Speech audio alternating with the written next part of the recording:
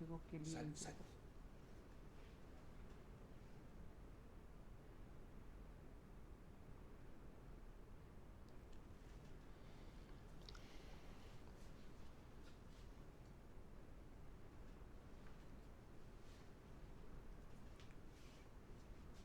दर्शकों नमस्कार। मैं फरमान ज़ई प्रधानमंत्री के 15 सूत्रीय कार्यक्रम में आपका स्वागत करता हूं। आज का हमारा विषय है नई शिक्षा नीति 2020। इस पर चर्चा करने के लिए हमने हमारे स्टूडियो में आज आमंत्रित किया है करमवीर शर्मा साहब को, जो आयुक्त हैं मध्य प्रदेश शासन उच्च शिक्षा विभाग में। आपका स्वागत है। दूसरे हैं डॉक्टर धीरेन्द्र शुक्ल साहब, जो प्रोफेसर हैं। आपका भी स्वागत है हमारे स्टूडियो में। आइए दर्शकों, अब हम शुरू करते हैं कि राष्ट्रीय शिक्षा नीति क्या है 2020, जो अभी लागू की गई भारत सरकार द्वारा। इस पर हम चर्चा करते हैं। करमवीर साहब, हम ये जानना चाहते हैं कि ये राष्ट्रीय नीति जो 2020 बनाई गई है, ये क्या है, इसका उद्देश्य क्या है?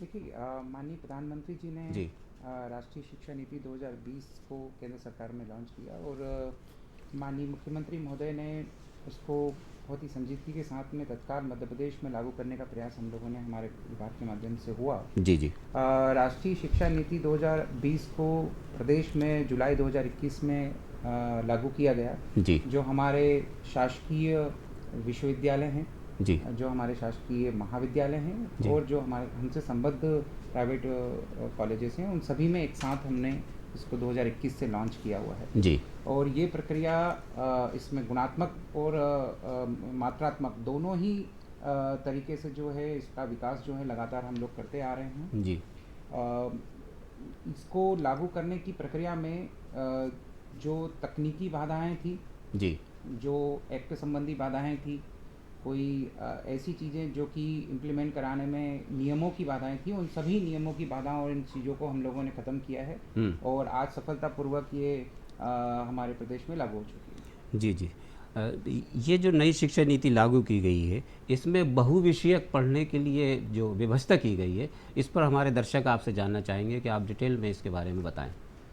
देखिए, बहुविषयक का मतलब ये हुआ कि पहले जिस विषय में ग्रेजुएशन करता था व्यक्ति या बच्चा, जैसे साइंस का है तो केवल साइंस के ही विषय जो है उसमें पढ़ते थे। लेकिन बहुविषयक का मतलब अब ये हो गया कि वो साइंस के अलावा अन्य विषयों को भी अपनी इच्छानुसार ले सकता है। उनकी पढ़ाई जो है वो कॉलेज में करवा सकता है। इससे एक तरह से जो ज्ञान है उसके विस्तार को जो है यहाँ प्रवृत्ति ज्ञान के विस्तार को यहाँ पर एक तरह से महत्व दिया गया है। जी कई बच्चों की अभिरुचि उनके जो मूल विषय हैं, जो मौलिक विषय हैं, जैसे साइंस है तो साइंस के अलावा अन्य विषयों में भी रहती है। तो ये उन मौलिक जो उनकी ज़रूरत है उनको पूर्ति ये जो है ये नीति ये करती है। अच्छा, ये स्नातक स्तर पर जो मल्टी एंट्री है और एग्ज़िट है, इसके बारे में थोड़ा दर्शक जानना चाहते हैं कि ये किस तरह काम करता है और आपके मध्य प्रदेश में इसको किस तरह लागू किया गया है। देखिए, कई बार ऐसा होता है कि छात्र किसी कारण से लगातार अपनी कक्षाओं को पूरा नहीं कर पाते थे और इसके कारण जो है वो डिग्री लेने से वंचित रह पाते थे। जैसे यदि पहले की स्थिति में ये हुआ करता था कि ग्रेजुएशन यदि करना है तो वो 3 वर्षों में वो ग्रेजुएशन पूर्ण करता था, फर्स्ट ईयर, सेकंड ईयर और फाइनल ईयर में। और किसी कारण से सेकंड ईयर में वो नहीं कर पाया या फाइनल ईयर में एक क्लास नहीं कर पाया तो उसे ग्रेजुएशन की डिग्री नहीं मिलती थी। जी लेकिन अब इसमें ये सुविधा है कि 8 वर्ष के दौरान वो अपनी ग्रेजुएशन की जो 4 वर्ष नए शिक्षा पद्धति में 4 वर्ष का ग्रेजुएशन हो गया, तो 4 वर्ष की जो शिक्षा है वो 8 वर्ष के दौरान जो है बीच में ब्रेक करके भी ले सकता है। तो ये एक प्रकार से बच्चों को लाभ मिलने का है और उन बच्चों को जो कि वर्क भी करते हैं, वर्क के साथ साथ में पढ़ाई करते हैं, उन बच्चों के लिए भी एक तरह से अनुकूल है और बच्चों को और ज़्यादा फ्लेक्सिबिलिटी दी गई है ताकि वो डिग्री से वंचित ना हो पाए। जी अच्छा, ये जो एडमिशन छात्र लेना चाहते हैं किसी भी विषय में लें, उसमें आयु सीमा का जो बंधन पहले हुआ करता था, क्या इस नीति के तहत उसको हटाया गया है? बिल्कुल, ये भी एक बहुत बड़ा फ्लेक्सिबिलिटी और जो है लाभ बच्चों को मिल रहा है। पहले ग्रेजुएशन और पोस्ट ग्रेजुएशन की आयु सीमा हुआ करती थी 20 साल 25 साल की। अब उस आयु सीमा को रेगुलर कोर्सेज के लिए भी और प्राइवेट कोर्सेज के लिए भी, दोनों कोर्सेज के लिए जो है ये मुक्त किया गया है ताकि ज़्यादा से ज़्यादा लोग उच्च शिक्षा को ग्रहण करें, उच्च और रिसर्च में जो है वो शामिल हो पाए। दर्शकों, ये बहुत ही अच्छी जानकारी हमें आयुक्त महोदय दे रहे हैं कि अगर आप पढ़ना चाहते हैं और आपकी उम्र जो पहले पढ़ा करते थे कि 20-25 साल में हम एडमिशन लेंगे तभी हमें रेगुलर मिलेगा, तो इस बंधन को समाप्त कर दिया गया। माननीय प्रधानमंत्री ने ये अच्छी व्यवस्था की है कि आप किसी भी उम्र में शिक्षा प्राप्त कर सकते हैं। तो अगर आप पढ़ना चाहते हैं तो ज़रूर आप विभाग से कंसल्ट करें और एडमिशन ले सकते हैं। डॉक्टर धीरेन्द्र शुक्ला साहब, आप भी हमारे बीच मौजूद हैं, आप प्रोफेसर हैं।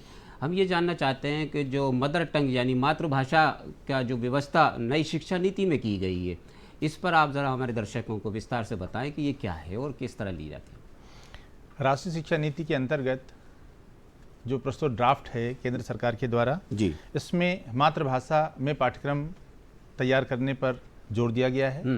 मध्य प्रदेश में लागू की गई राष्ट्रीय शिक्षा नीति में मातृभाषा में पाठ्यक्रम तैयार किए गए हैं। विभाग के द्वारा जो 83 विषयों के पाठ्यक्रम तैयार किए गए हैं, ये हिंदी और अंग्रेजी दोनों में किए गए हैं। हम ये देखते हैं कि हिंदी ग्रंथ अकादमी के माध्यम से भी हिंदी में पुस्तकों का प्रकाशन किया जा रहा है। इसके साथ ही साथ क्षेत्रीय भाषाओं में भी विभाग में काम किया गया है। जैसे हिंदी साहित्य के अंतर्गत बुंदेली, बघेली और मालवी में पाठ्यक्रम तैयार किए गए हैं स्नातक अंतिम वर्ष के लिए। जी। और इस दृष्टि से हम देखें तो हिंदी में विभाग के द्वारा ई कंटेंट भी बनवाए गए हैं जो हमारे विद्यार्थियों को ई शिक्षा पोर्टल पर उपलब्ध हैं। और यह भी हमारी राष्ट्रीय शिक्षा नीति का मैंडेट है और उसको भी विभाग ने पूरा किया है। यानी अगर दर्शक आप देख रहे हैं और कोई विद्यार्थी अगर पढ़ना चाहता है कि अगर वो मदर टंग, जैसे यहाँ तो हिंदी है क्योंकि प्रदेश हिंदी प्रदेश है, अगर आप उर्दू पढ़ना चाहते हैं, संस्कृत पढ़ना चाहते हैं, इंग्लिश पढ़ना चाहते हैं, तो उसकी व्यवस्था भी नई शिक्षा नीति में की गई है। आप अपने कॉलेज में एडमिशन लें और जो आप भाषा पढ़ना चाहते हैं उस भाषा का चयन करें, वो वहाँ पर पढ़ाई जाएगी। ये नई शिक्षा नीति में बहुत ही अच्छा, क्योंकि इससे पहले फैकल्टी के अनुसार अगर कोई आर्ट्स लेता था तो उसको मातृभाषा मिलती थी या साइंस लेता था तो नहीं मिलती थी। इसकी व्यवस्था की गई है कि मध्य प्रदेश शासन भी उसको लागू कर चुका है और पहला राज्य भी वो बन गया है। मैं आपसे जानना चाहता हूँ आयुक्त महोदय, ये जो नई राष्ट्रीय शिक्षा नीति बनाई गई है, इसके अंदर व्यावसायिक जो व्यवस्था की गई है कि विद्यार्थी जब पढ़े तो उसे इसके भी व्यावसायिक भी मिले ताकि रोज़गार से वो जुड़ सके, क्योंकि डिग्रियां लेने के बाद बच्चे फिरते रहते। तो उसकी व्यवस्था के बारे में हमारे दर्शक जानना चाहेंगे, आप विस्तार से इसको बताएं। देखिए, जो अभी तक जो शिक्षा पद्धति चल रही थी उसमें व्यावसायिक शिक्षा को बहुत ज़्यादा जोर नहीं दिया गया था। नवीन शिक्षा नीति में इसको बहुत अधिक जोर दिया गया है और ये शासन की प्राथमिकता भी है कि बच्चा यदि अपना थ्योरेटिकल नॉलेज ले रहा है तो साथ साथ में वो व्यवहारिक और व्यावसायिक पाठ्यक्रमों के माध्यम से प्रैक्टिकल नॉलेज भी प्राप्त करे। क्या बात है। और जब थ्योरेटिकल नॉलेज और प्रैक्टिकल नॉलेज एक साथ वो ग्रेजुएशन लेवल से ही मतलब फर्स्ट ईयर से ही शुरू हो जाएगा, तो उसका स्वरोजगार शुरू करना, यदि खुद का वो रोजगार शुरू करना चाहता है जी, या आगे जाकर वो जो स्किल यहाँ ले रहा है उस स्किल के आधार पर वो आगे की ग्रेजुएशन, आफ्टर ग्रेजुएशन जो है वो किसी कॉम्पिटिटिव एग्जाम में भी जा सकता है और खुद के रिसर्च के दिशा में भी जा सकता है। तो उसके लिए बच्चे के लिए कई आयाम खुले हुए हैं। वो स्वरोजगार भी कर सकता है, वो शासकीय नौकरी में, प्राइवेट नौकरी में भी जा सकता है और रिसर्च में भी जा सकता है। जी। तो ये व्यावसायिक पाठ्यक्रम जो है ऐसे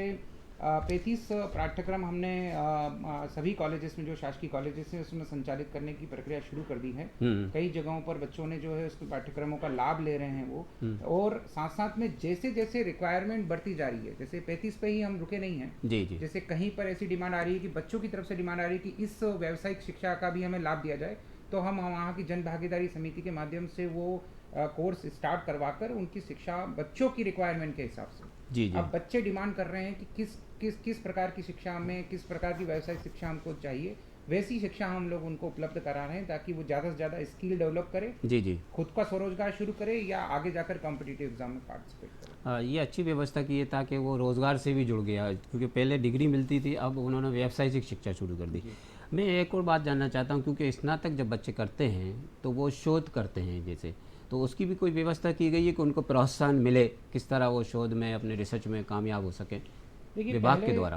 पहले जो शोध की जो प्रक्रिया थी वो बेसिकली ग्रेजुएशन कंप्लीट करने के बाद में पीजी करता था। पीजी के बाद उसके बाद में वो पीएचडी करते थे या नेट वगैरह की एग्जाम देते थे, तब जाकर जो है शोध की प्रक्रिया शुरू होती थी। एमफिल वगैरह जी, एमफिल की भी प्रक्रिया पहले थी, लेकिन अब ग्रेजुएशन लेवल से ही शोध की प्रक्रियाओं को शामिल किया गया है, जिससे कि रिसर्च करने की प्रवृत्ति और उसकी विषय की गहराई में उतरने की प्रवृत्ति जो है वो बच्चों में फर्स्ट ईयर से ही इंट्रोड्यूस हो जाए। इसके साथ साथ मैं एक चीज़ मैं और जोड़ना चाह रहा हूँ कि केवल शोध, सैद्धांतिक शोध पर ही फोकस नहीं किया गया कि भाई किताबी शोध किया जाए। हम लोगों ने उनको इंटर्नशिप का मतलब नई शिक्षा नीति में इंटर्नशिप को भी लागू किया गया है, पब्लिक कम्युनिटी पार्टिसिपेशन को भी लागू किया गया है कि वो बच्चे भी अपने सैद्धांतिक ज्ञान के साथ साथ में वो समाज के बीच भी जाए और उसका प्रैक्टिकल एस्पेक्ट भी समझे, इंटर्नशिप भी ले और उसका व्यवहारिक नॉलेज जो है, प्रैक्टिकल नॉलेज और जो सैद्धांतिक नॉलेज है वो दोनों को जब समायोजित करेगा तब वो रिसर्च में और बेहतर तरीके से रिसर्च कर पाएगा। तो ये एक प्रकार से हम लोगों ने उसको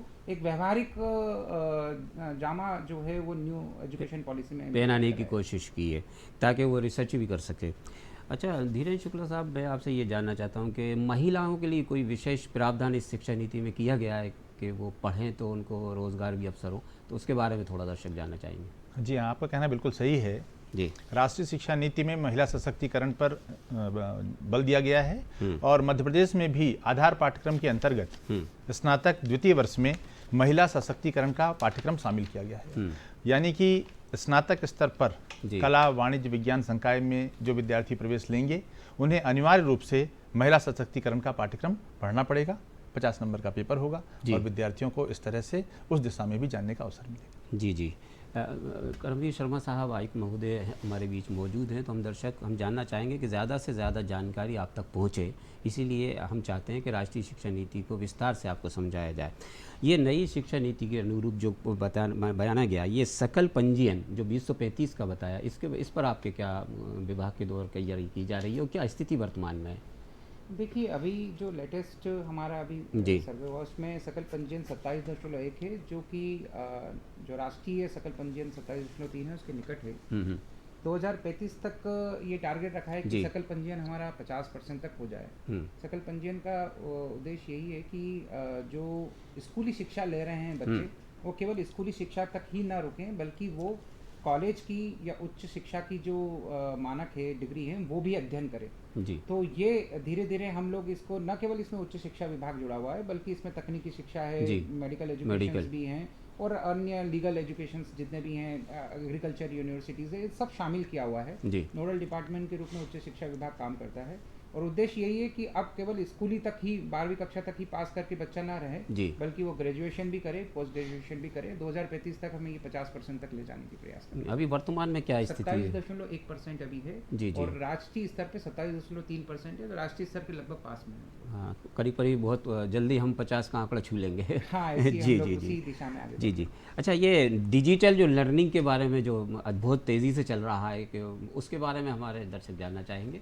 देखिए, शिक्षा नीति में जैसे पुरानी पद्धति में ये था कि केवल क्लास होती थी और बच्चे 40-50 बच्चे एक क्लास में बैठते थे, प्रोफेसर आते थे, वो विषय का अध्ययन उनको करवाते थे और क्लास 40 मिनट में खत्म होकर चले जाते थे। लेकिन नवीन शिक्षा पद्धति में अब ये चीज़ को देखा गया है कि केवल एक कॉलेज तक ही या एक क्लास तक ही शिक्षा क्यों सीमित रहे, वो हर बच्चों को मिलनी चाहिए। हर प्रोफेसर का लाभ अन्य बच्चों को भी प्राप्त हो यदि अच्छे स्कॉलर प्रोफेसर्स हैं। तो इसकी उस मूल भावना को ध्यान में रखते हुए हमने हर विषय के, हर सब्जेक्ट के, हर यूनिट के डिजिटल कंटेंट बनाने शुरू किए। जी। जो विधि विशेषज्ञ हैं या जो विषय विशेषज्ञ हैं वो डिजिटली अपने सिलेबस के जो कंटेंट हैं उनको डिजिटली जो है वीडियो के रूप में वो कन्वर्ट करते हैं और ऐसे हमने 2100 के आसपास जो है ऐसे जो प्रोफेसर्स हैं या शिक्षक हैं उनको प्रशिक्षण दिया है और वो लगातार फर्स्ट ईयर, सेकंड ईयर और फाइनल ईयर इन सब के जो डिजिटल कंटेंट हैं वो बनाकर हम लोग पब्लिक डोमेन में उसको जो है डाल रहे हैं। ये पब्लिक डोमेन में डालने का मतलब ये है कि वो जितने भी हमारे उच्च शिक्षा विभाग के स्टूडेंट्स हैं वो सभी उन कंटेंट को, डिजिटल कंटेंट को जो है वो एक्सेस कर सकते हैं। जी। इसका लाभ ये होगा, 2-3 लाभ होंगे। एक तो ये कि वो घर बैठे भी उसको रिवाइज कर सकता है, पढ़ सकता है, समझ सकता है, पॉइंट नंबर 1। पॉइंट नंबर 2, यदि किसी एक प्रोफेसर ने किसी एक कॉलेज में बहुत अच्छा पढ़ाया है और उसका जो डिजिटल कंटेंट बना तो वो अन्य कॉलेज के स्टूडेंट्स को भी उसका लाभ मिलेगा। पुरानी पद्धति में ये था कि बस वो उसी कॉलेज के उसी स्टूडेंट को उस प्रोफेसर के ज्ञान का लाभ प्राप्त होगा। तो ये अब पूरे सभी स्टूडेंट्स को इसका ज्ञान का प्राप्त लाभ होगा और साथ साथ में इसका जो पेनिट्रेशन है एक तरह से कि केवल कॉलेज तक ही नहीं, जो दूरस्थ क्षेत्र में बच्चे पढ़ रहे हैं, ग्रामीण क्षेत्रों में पढ़ रहे हैं, उनको भी क्वालिटी एजुकेशन जो हैं वो इस कंटेंट के माध्यम से उनके मोबाइल पे, लैपटॉप पे, कंप्यूटर पे, कहीं पे भी प्राप्त हो सकते। उसमें प्राइवेट छात्र हो या रेगुलर छात्र हो, भी इसमें बेनिफिशियल रहेंगे। तो ये जो दूरस्थ की शिक्षा को जो बढ़ावा दिया जा रहा है, ये उसके लिए ज़्यादा बेनिफिट है डिजिटल वाला। दोनों ही चीज़ों में है। जैसे आज मैं एक, मान लीजिए मैं एक छात्र हूँ और मैं भोपाल के किसी एक्स कॉलेज में पढ़ रहा हूँ, जी जी, तो मुझे एक्स कॉलेज के जितने भी प्रोफेसर्स हैं उनका लाभ तो प्राप्त हो ही रहा है, लेकिन मुझे इंदौर और ग्वालियर और जबलपुर के जो प्रोफेसर्स पढ़ा रहे हैं उनका भी मुझको डिजिटल कंटेंट के माध्यम से लाभ प्राप्त होगा। तो मेरे लिए एक प्रकार से कई प्रोफेसरों के माध्यम से मेरी स्टडी जो हो ये हो पाएगी। ये एक न केवल शहर के बच्चों को भी लाभ होगा, इससे ग्रामीण क्षेत्रों में लाभ होगा। जहाँ तक आपने दूरस्थ शिक्षा की बात की, तो दूरस्थ शिक्षा भी नीति, जो नई नीति है शिक्षा नीति, उसका बहुत बड़ा कंटेंट है जी, उसका बहुत बड़ा एक मैंडेट है कि हम शिक्षा को ग्रामीण स्तर तक पहुंचाएं, उच्च शिक्षा को ग्रामीण स्तर तक पहुंचाएं जी। उसके लिए दूरस्थ शिक्षा के तहत भोज यूनिवर्सिटी के साथ में टाई अप हुआ है और भोज यूनिवर्सिटी के 607 केंद्र जो हैं पूरे प्रदेश में फैले हुए हैं, और जो बच्चे रेगुलर नहीं पढ़ पा रहे हैं जी जी, कुछ अन्य कार्य भी कर रहे हैं, खास बात यही है इसमें जी जी, कई महिलाएं हैं जो अन्य घरेलू कार्य भी कर रही है, कई अन्य भी कार्य कर रहे हैं, लेकिन वो भी शिक्षा लेना चाहती हैं। कोई ऐसे हैं जो बुजुर्ग हैं, मतलब प्रौढ़ व्यक्ति हैं, वो भी लाभ लेना चाहते हैं और साथ में अपना काम भी करना चाहते हैं, तो वो दूरस्थ शिक्षा केंद्रों का लाभ ले सकते हैं। ऐसे पूरे प्रदेश में 607 केंद्र हमारे अलग अलग कॉलेजेस में स्थापित है। भोज यूनिवर्सिटी उसको अफिलेटेड करती है और साथ में उनको जो डिग्री देने का काम है भोज यूनिवर्सिटी करती है। तो ये प्रकार से कि रेगुलर आने की आवश्यकता नहीं है, दूरस्थ शिक्षा के माध्यम से भी शिक्षा का प्रसार हो सकता है। जी जी, दर्शक आप पढ़ना चाहते हैं तो दूरस्थ शिक्षा की पद्धति जो 2020 में नई शिक्षा नीति में लागू की गई है, आप उसका फ़ायदा उठा सकते हैं। उसके लिए ज़रूरी नहीं है कि आप कॉलेज आएँ या शहर आएँ, आप अगर ग्रामीण क्षेत्र में रहते हैं तो भी आप शिक्षा प्राप्त कर सकते हैं। उसके लिए सर ने अभी बताया कि 600 कितने बताया आपने, 607 केंद्र हैं जो भोज यूनिवर्सिटी इनका टाई अप हुआ है, तो आप उनके केंद्र पे जाके पढ़ सकते हैं। इसलिए ये दूरस्थ शिक्षा की व्यवस्था नई शिक्षा नीति 2020 में की गई है। स्नातक स्तर पर जो परिणाम स्वरूप जो आज परिवर्तन किया, जैसे पाठ्यक्रम अनुसार था, अब परिणाम स्वरूप है, इसमें क्या फ़र्क महसूस करते हैं आप? देखिए, इसमें पहले पाठ्यक्रम का जो था वो एक ट्रेडिशनल पद्धति से पढ़ाया जाता था, जैसे कि साल भर क्लासेस हुई और फिर एग्जामिनेशन हुआ और उसके बाद में फिर जो है रिजल्ट आ गया, वो सेकंड ईयर में चला गया जी जी। अब परिणाम मूलक पद्धति को अपनाया गया है। जो कोर्स का जो बनाया है, डिज़ाइन किया है, वो परिणाम मूलक है कि आज यदि स्वशासी संस्थान है, ऑटोनोमस कॉलेज है, तो वो सेमेस्टर पद्धति से 6 महीने में क्या अध्ययन करेंगे, उसके बाद क्या रिजल्ट प्राप्त करेंगे, अच्छा क्या आउटपुट होगा, आउटकम क्या निकलेगा, ये उस कोर्स की डिज़ाइन का ही एक हिस्सा है। यदि हम नॉर्मल कॉलेजेस हैं तो साल भर की एक एग्जाम के बाद में जब पूरा कोर्स कंप्लीट होगा तो वो क्या आउटकम उसको प्राप्त होगा, तो बच्चा क्या क्या अचीव कर चुका होगा जी जी। ये आउटकम बेस्ड पद्धति जो है ये अब लागू की है। इससे दोहरे फायदे होंगे। पहला तो जो पढ़ाने वाले शिक्षक है उनकी गुणवत्ता में भी विकास होगा, क्योंकि उनको पिन पॉइंट पढ़ाकर उसका आउटकम पे फोकस करना पड़ेगा, और बच्चे भी अब इसको रूटीन वे में पढ़ के बस केवल पास होने वाली पद्धति के रूप में इसको न स्वीकार करते हुए उससे हम क्या लर्निंग कर रहे हैं, क्या हम सीख रहे हैं, और उसका फिर आउटकम क्या निकल रहा है, उसका परिणाम क्या निकल रहा है, इस पे फोकस करेंगे। तो एक प्रकार से ओवरऑल इसमें गुणात्मक विकास जो है वो हमारी ग्रेजुएशन पद्धति से, मतलब इस पद्धति से ग्रेजुएशन लेवल पे भी और उच्च शिक्षा लेवल पे भी, यूजी लेवल पे भी और पीजी लेवल पे भी, दोनों पे लाभ मिलेगा जी जी। धीरेन्द्र शुक्ला साहब, जो मध्य प्रदेश में नई शिक्षा नीति 2020 लागू की गई है, वो पहला राज्य का दर्जा भी हमें प्राप्त हुआ है। इसके अलावा कर्नाटक में है, उत्तर प्रदेश में या अन्य प्रदेशों में जो लागू की गई है, उसमें और यहाँ में क्या फ़र्क महसूस करते हैं आप, वो हमारे दर्शक जानना चाहेंगे। जी हाँ, मध्य प्रदेश में 2021-22 से राष्ट्रीय शिक्षा नीति समस्त विश्वविद्यालयों और महाविद्यालयों में संचालित की गई, और हमको बताने में गर्व है कि मध्य प्रदेश देश में अग्रणी राज्य है जिसने राष्ट्रीय शिक्षा नीति को 100% लागू किया है। यहाँ पर मध्य प्रदेश में शासन के माध्यम से हमारे सभी विश्वविद्यालय और महाविद्यालय गवर्न होते हैं, जबकि अन्य राज्यों में विश्वविद्यालयों के माध्यम से क्रियान्वयन की कार्यवाही की जाती है जी जी जी। तो इस तरह से हम यह देखते हैं कि जो दूसरे राज्य हैं, चाहे उत्तर प्रदेश हो या कर्नाटक हो या अन्य राज्य हों, वहाँ पर नीति तो शासन के द्वारा बनाकर जी जारी की गई है, किंतु उसका क्रियान्वयन विश्वविद्यालय के माध्यम से हो रहा है। अच्छा। इसलिए पूर्णता नहीं है, जबकि राज्य में, हमारे राज्य में हमारे 1336 शासकीय अशासकीय अनुदान प्राप्त महाविद्यालय और जो 8 शासकीय विश्वविद्यालय हैं वहाँ पर राष्ट्रीय शिक्षा नीति 100% लागू है। क्या बात है। तो दर्शकों, मध्य प्रदेश को ये सौभाग्य प्राप्त हुआ कि राष्ट्रीय शिक्षा नीति 2020 लागू करने का पहला दर्जा प्राप्त हो गया है और हमारे सर ने बहुत जानकारियाँ आपको दी हुई हैं। मैं आपसे आयुक्त महोदय ये जानना चाहता रहा था कि कोई बच्चा जो ग्रेजुएशन कर रहा है, मान लीजिए वो 3 सब्जेक्ट क्लियर कर चुका और 2 उसके रह गए हैं, तो क्या वो भविष्य में कर सकता है? ऐसी कोई व्यवस्था राष्ट्रीय शिक्षा नीति 2020 में है?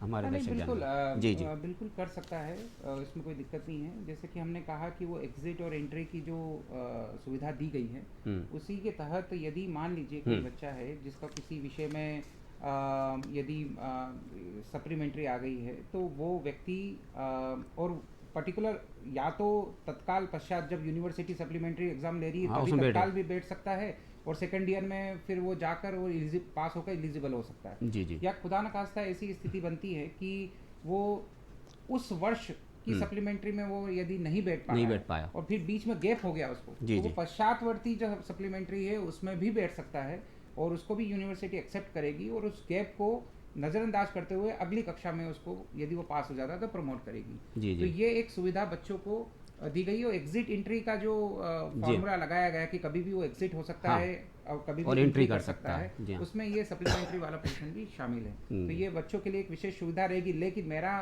आग्रह यही रहेगा कि बीच में गैप ना करें। बच्चे यदि पढ़ाई कर रहे हैं तो वो पूर्ण एट ए स्टेज उसको पूर्ण करें। ये केवल विशेष अवस्था में एक सुविधा है कि भाई वो बच्चे जो कि किसी कारण से, किसी तकनीकी कारण से, कोई किसी के साथ मेडिकल इमरजेंसी हो जाती है, किसी के साथ कुछ परेशानी होती है, उनको सुविधा देने के लिए ये एक प्रकार की जो है पद्धति रखी गई है। लेकिन सुझाव यही रहेगा कि at a stage graduation complete करें, एट ए स्टेज जो है वो पीजी कंप्लीट करें। जी, 15 मिनट में आप 15 सेकंड के अंदर आप ये बताएं कि आपके विचार क्या हैं, बच्चों को गाइडलाइन क्या देना चाहेंगे आप जो विद्यार्थी पढ़ रहे हैं? देखिए, नई शिक्षा नीति मध्य प्रदेश शासन ने और उच्च शिक्षा विभाग ने बच्चों के हित के लिए, बच्चों की क्वालिटी एजुकेशन को बढ़ावा देने के लिए इसको लागू की है। इसको सभी ने एक्सेप्ट किया है, उसको सराहना की है।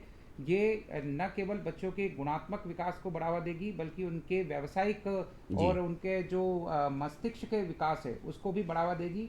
इसमें हमने भारतीय समृद्ध ज्ञान परंपरा का भी इसमें समावेश किया हुआ है ताकि जो लोकल साहित्यकार है, लोकल रचनाकार हैं, उनको भी कोर्स में जो है एक प्रकार से शामिल किया गया है और वो भी एक प्रकार से वेटेज प्राप्त करेंगे। बच्चों को ये नई शिक्षा नीति से ये लाभ, मतलब ये फील आएगा कि वो भारतीय संस्कृति, भारतीय परंपरा को भी पढ़ रहे हैं और साथ साथ में व्यावसायिक शिक्षा के आधार पर स्वरोजगार और रोजगार और कॉम्पिटिटिव एग्जाम के लिए और अपने खुद के रिसर्च के लिए भी वो पढ़ाई कर रहे हैं। ऐसी पूरा समग्र चीज़ें जो है शिक्षा नीति में समावेश की गई है। बहुत बहुत धन्यवाद, शुक्रिया आपका, आप तशरीफ लाए। दर्शकों, ये था प्रोग्राम हमारा प्रधानमंत्री के 15 सूत्रीय कार्यक्रम और आज का हमारा विषय था नई शिक्षा नीति 2020 पर हम चर्चा कर रहे थे। चर्चा में हमने माननीय करमवीर शर्मा साहब को बुलाया था जो आयुक्त मध्य प्रदेश शासन है और उनकी के साथ साथ डॉक्टर धीरेन्द्र शुक्ला साहब को बुलाया था जो प्रोफेसर हैं। अब मुझे इजाज़त दीजिए, आदाब।